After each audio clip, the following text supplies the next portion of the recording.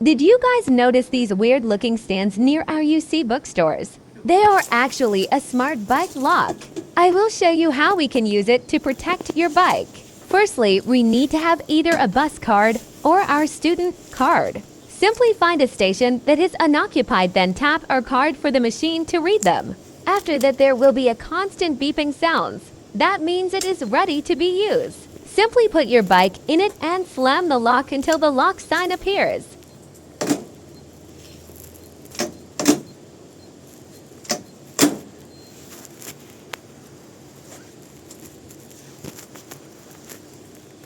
To unlock, simply tap the same card you use and the lock will be opened. Notice that I will try to use a different card to tap in and cannot open it.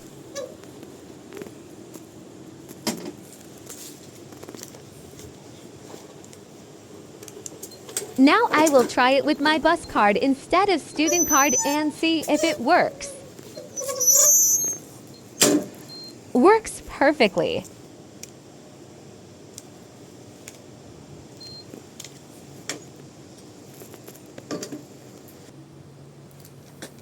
Alternatively, we can also download an app by scanning this code to manage the lock.